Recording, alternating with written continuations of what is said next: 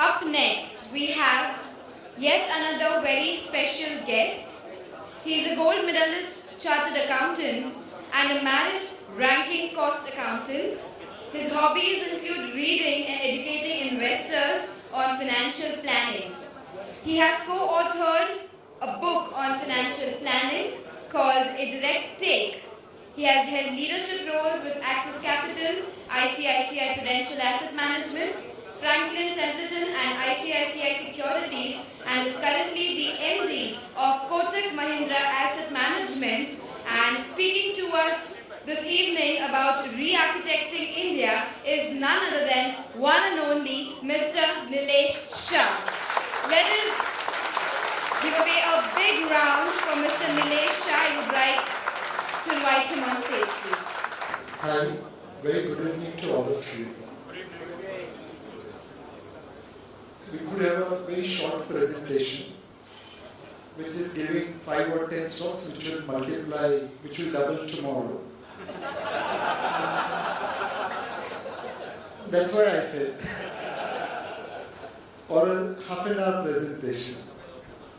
But because I don't know which stocks will go up when, I have no option but to make this presentation. India is changing, and it's changing in a rapid manner. But to many, this change is not visible. The best way to summarize this change is something like this. There was a time when our girls used to go and get Miss Universe, Miss World title. And the men used to go and get Olympic titles. Now the girls go and get Olympic titles. And the men go and get Mr. World title. That's the change in India.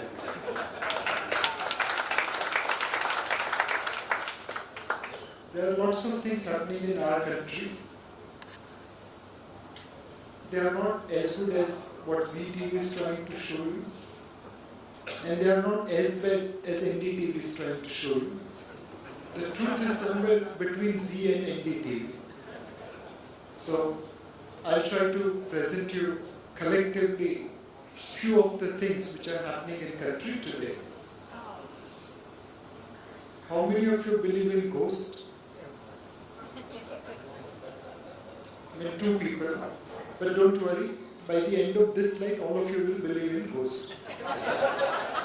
And to make it entertaining, if you believe that, if you right now believe there are no ghosts, but I can convince you that there are ghosts, then you must open an SIP with Kotak Mutual Fund. Fair deal? So today, India is running world's largest ghost busting program. That's called Aadhaar. And using that, they have captured 1.6 crore ghosts in ration cards, 3.5 crore ghosts in LPG. So 5 crore ghosts have been captured in just last 18 months. Now that I have convinced you that there were ghosts, please open your checkbook. More importantly, capturing this ghost is helping government save 27,000 crore every year. Now you see the headline like this. There are many guys who are complaining that, oh, there is this data breach in Aadhaar. Aadhaar will ruin us. Anyone who is using a smartphone, an Android phone, he is more exposed to data breach than Aadhaar. Aadhaar doesn't tell you where you are, but Android phone constantly tells where you are. But why people are making so much of noise? Because through Aadhaar, in 2 years, government has saved 50,000 crore. There are people who have lost 50,000 crore because they can't do corruption and leakages. What do you expect them to do? They must have to come and say that Aadhaar is very, very bad. Otherwise, how will they earn 50,000 crore?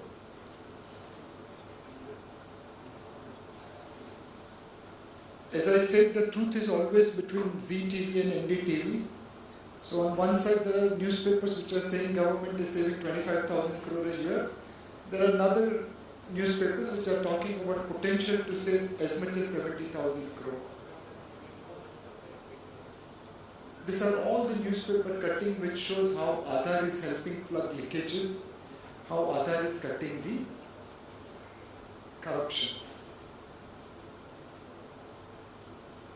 Now let's look at another thing. In India, fertilizer is sold at a very, very cheap rate to farmer. Urea, whose cost will be about 100 rupee, that's been available to farmers at 20 rupee. When you give 80% discount, many people become Farji farmer. Now the government has passed a law last year. All urea produced or imported in India needs to be coated with neem, limdo.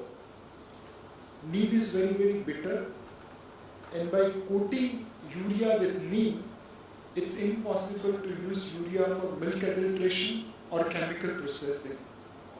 A simple thing of coating neem is helping save government about 10,000 crore every year, and so many Farji farmers are now being removed from that list. The third thing which government is focused on, productivity.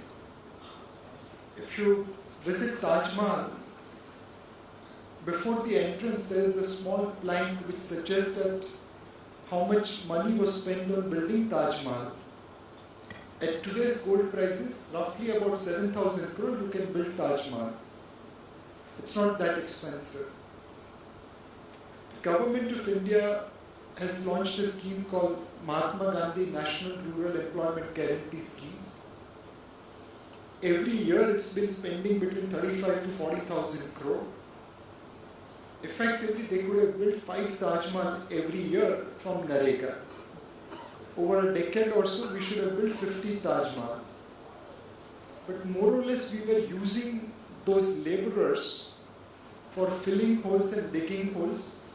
We couldn't create another Taj Mahal. Now the government has come out in the last budget that they are using Manrega labor to create water bodies. They are using that to clean ponds, develop ponds. And as per their account, about 10 lakh water bodies have been created over the last 2 years of Manrega application. Has any one of you seen newly created or developed water body? Not even one guy, not surprising. Every time I have asked this question, I haven't met a person who has said that yes, I have gone and seen newly created water body. Even when you fly through plane, you don't see new water bodies downstairs. So is government bluffing that they have created 1 million water bodies through Manrega? We went to a non-BJP affiliated agriculture economist, and he said it's impossible for you to see a new water body because the earth is so parched that whatever new water body has been created, it is just letting water go seep into the groundwater, and you will probably see new water bodies over the next 4 to 5 years because of such depth in the groundwater. Now, what's the difference between digging holes, filling holes versus creating water bodies? And those of you who are from Gujarat will be able to recognize this. Gujarat has built roughly about 1,66,000 check dams over the last 15 years. There was a time where in Saurashtra, Kathiawar, Jalawad region, water levels have gone to a level where bore wells were dug up to a kilometer in depth, and yet you couldn't get water. The water level had become so salty because of salinity, as seawater was coming all the way inside.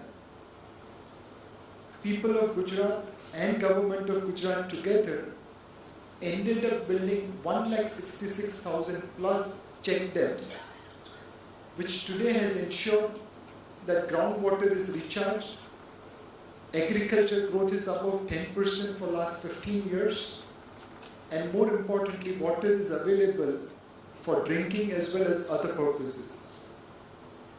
1,66,000 check dams turned Gujarat agriculture from deficiency to prosperity and created 10% plus growth for last 15 years. If we can build 1 million water bodies and more throughout India, you can imagine the impact on agriculture sector and prosperity to rural India. Let me skip some of the slide for time constraint, but this is something which is interesting. We had one government who was spending 40,000 crore for digging holes and filling holes. And here is another government which focused on a small item called LED bulbs. In February 2014, LED bulbs were costing 350 rupees. And in whole of India, there were no more than 1 million LED bulbs. The government wanted to promote LED bulbs usage.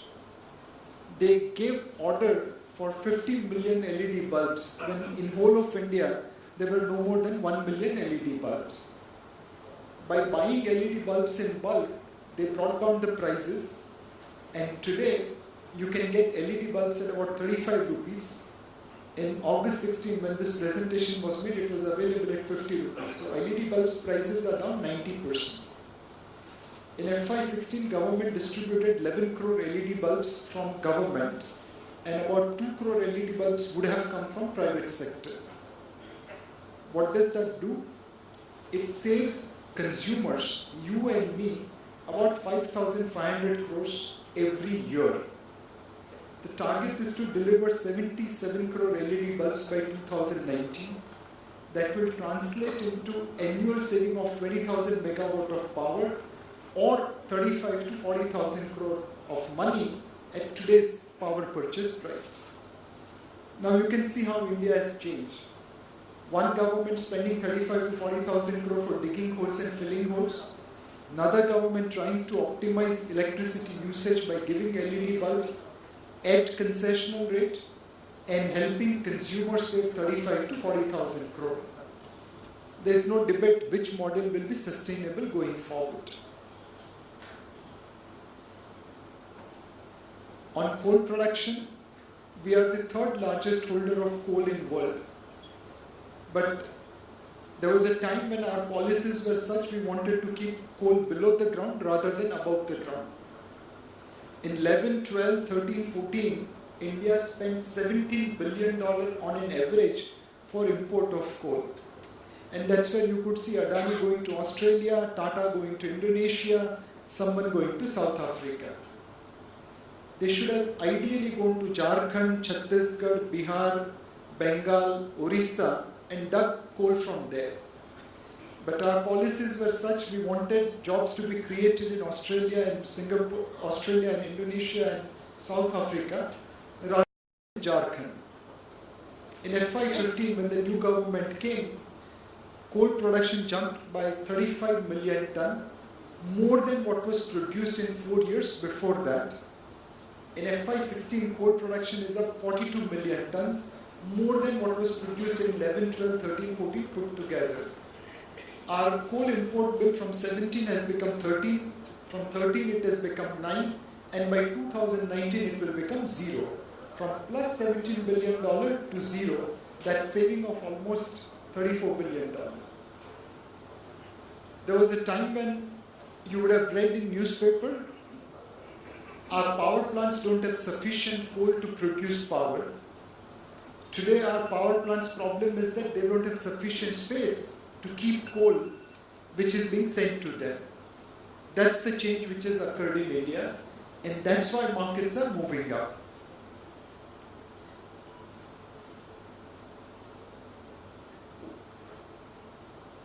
This is Indian Railway. Our goods train run at a speed which is lower than what marathon runners run. Our average speed of goods train is 25 kilometers, and average speed of a marathon runner will be more than that. What have we done with our railway, which is the cheapest mode of transport? In 1853, in India, first time railway was built between Mumbai and Thane. It took only 45 minutes to cover that distance with a steam-powered engine. We have moved to electric trains, and now we take 1 hour and 10 minutes to cover that distance in 2017. Between 1853 to 1947, Britishers built 50,000 kilometers of railway. From 1947 till 2015, we built 12,000 kilometers of railway. In that process, we didn't create enough capacity that our goods train can move.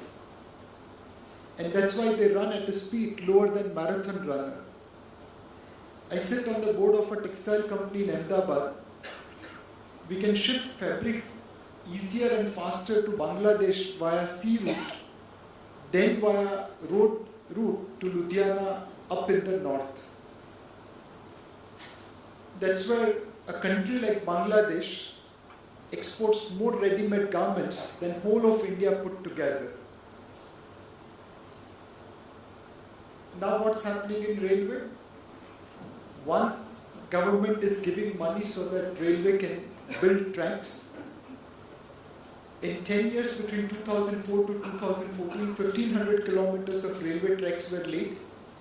In last 2 years, 3,500 kilometers of railway has been laid. Earlier, railway used to be built on something called section. Who was the railway minister? Which constituency you have to win? That created your railway network.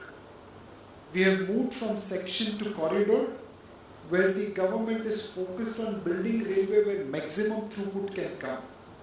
So that 1,500 kilometers built over 10 years created an impact of 500 kilometers. This 3,500 kilometers is creating an impact of 7,000 kilometers. World over, 70% of cargo moves by railway because that's cheap. In India, 70% cargo moves by road because there is no sufficient capacity in railway. Now, for the first time, Maruti is thinking of moving automobiles on railway track. In all likelihood, between Gurgaon, Delhi and Bangalore, a container railway will be run which will carry Maruti automobiles. When you today move large truck which carries 7, 8, 9 Maruti cars from Gurgaon to Bangalore, it takes about 7 days and costs you roughly between 1,25,000 rupee to 1,50,000.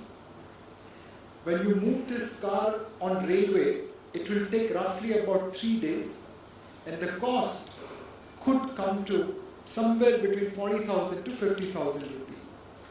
Imagine the savings in terms of time. Imagine the savings in terms of per car distribution cost. Hopefully, very soon we will be able to print pictures like this, where Indian cars will be moving on Indian railway between one city to another city. This is the gentleman whom many of you will not recognize. His name is Major General Khanduri. He was the road minister in Atal Bihari Vajpayee's government between 1997 to 2004. In that 7-year period, he built so many roads, including Golden Quadrilateral project, which was more than all the road ministers before him put together between 1947 to 1997. So what others created in 50 years, he created more than that in 7 years. And obviously for doing that kind of work, we ensured that he didn't become road minister again.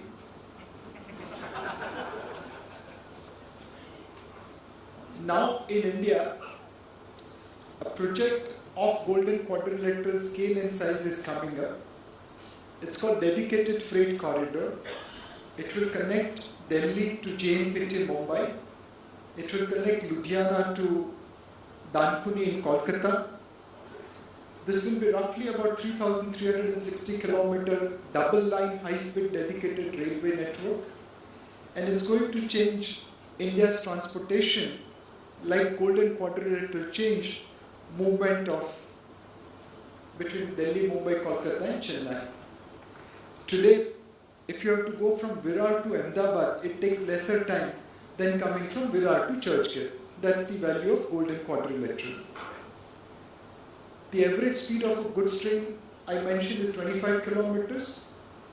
On dedicated freight corridor, it will be 75 kilometers. The average cargo carried on goods train is 5,000 tons with 58 wagons. You will carry on dedicated freight corridor 2.5 times more cargo, 13,000 tons with 120 wagons. The normal construction speed of a railway track is about 100 to 150 meters a day, and dedicated freight corridor is constructed at 10 times faster speed at about 1.5 kilometers a day. It's happening because for first time after independence, Government of India is using something called automatic railway track laying machines, and you could see one of the example over here, how the sleepers are on top, railway tracks are on side. You require manual labor only to tighten nuts and bolts to fix sleepers and railway tracks. An ex-colleague of mine went through this entire journey and showed pictures of how work is being done. Typically, bridges are built at the last phase of construction. You normally first go on the ground, then you go on river. And both these pictures are suggesting that this project is coming near to an end as bridges over river and water bodies are being constructed. What can dedicated freight corridor do? It can ensure that your textile fabrics from Ahmedabad reaches faster to Ludhiana than to Bangladesh, and hopefully that will create more textile exports from India, and so on and so forth. Along with dedicated freight corridor is coming something called Delhi-Mumbai Industrial Corridor. All of us know how difficult it is to do business in India. There are legendary bureaucratic and inspector Raj which restricts an entrepreneur's ability to do business. There are dedicated zones being created in Gujarat, Maharashtra, Rajasthan, Haryana, where entrepreneurs will be protected against India's inspectors and bureaucrats. It will be similar to special economic zones of China, and there those manufacturers will be able to manufacture goods for local consumption as well as exports. And using dedicated freight corridor, they will be able to transport goods. I'm sure all of you remember this movie. This is a movie called Rang De Basanti, and there's a nice song about Amir Khan and Sharman Joshi and others who jumped backwards into that well. This is in a place called Neemrana. And if you had done a Google search about 7-8 years ago on Neemrana, you would have typically heard about Rang De Basanti movie, about Rajput palaces and fort.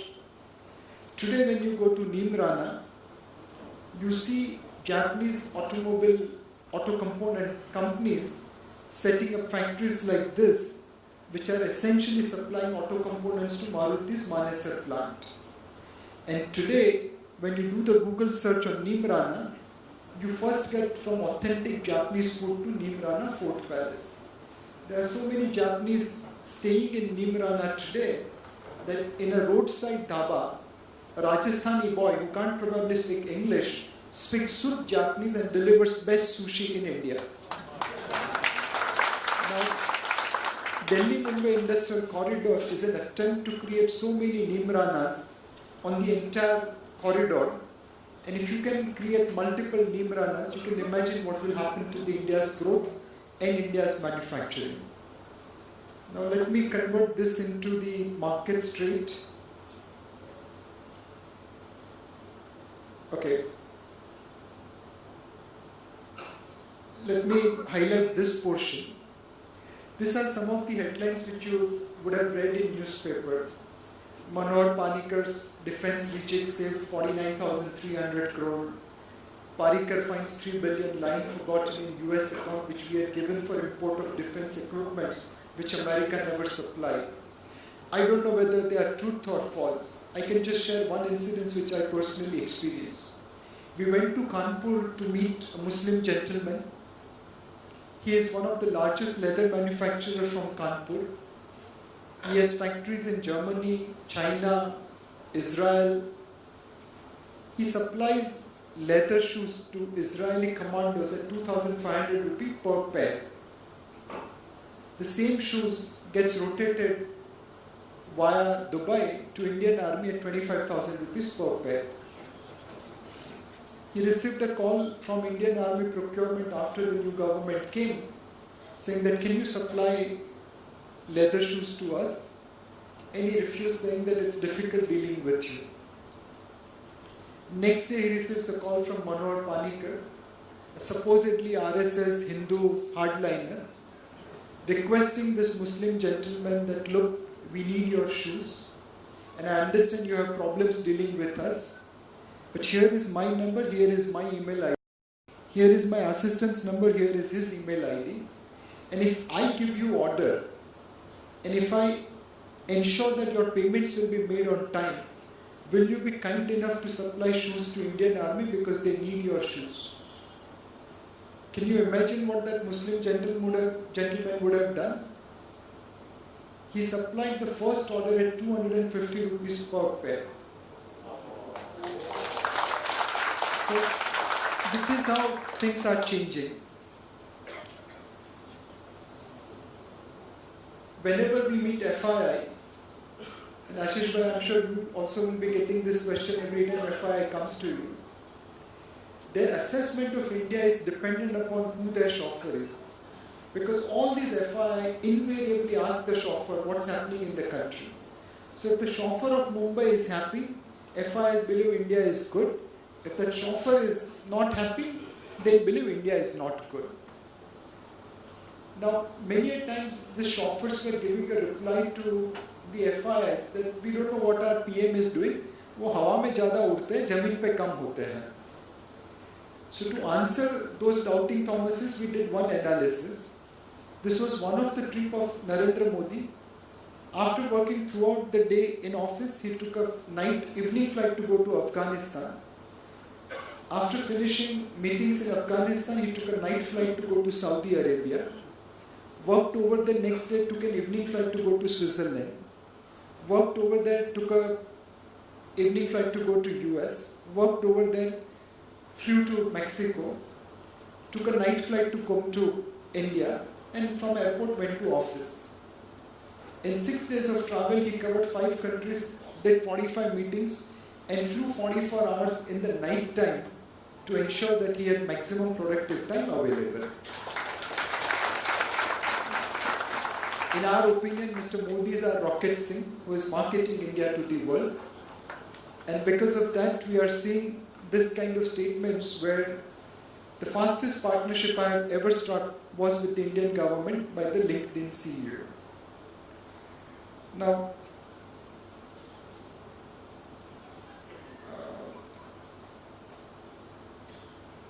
let me come to the market.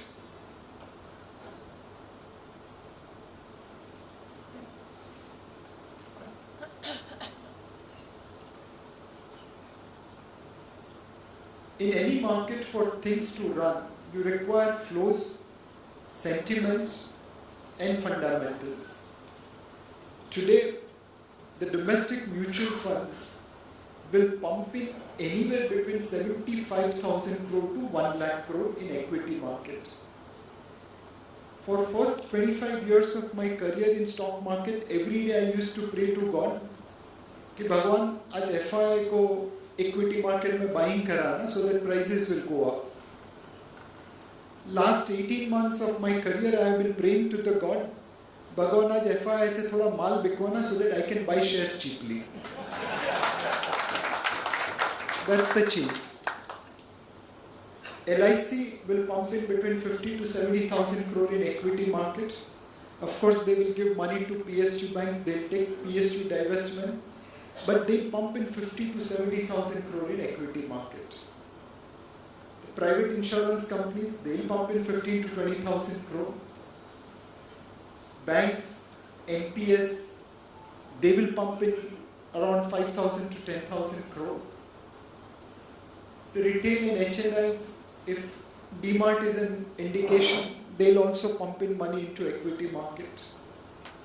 Collectively, domestic institutional investors and retail put together will buy anywhere between 1,50,000 crore to 2,25,000 crore. If FIs also become buyer, there isn't adequate supply. We'll have everyone chasing prices because demand for equity will be far more than supply of equity. So flow-wise, we are in a great position. For years, we wanted FI to buy to support market. Now we actually want FIs to sell so that markets don't go into bubble territory. Sentiment have become positive. The GST passage is imminent after 5 years of failure. FDI flows are highest in the world ahead of China. Monsoon should be okay to good depending upon Met's prediction. Liquidity is there in the system. So sentiments are also positive.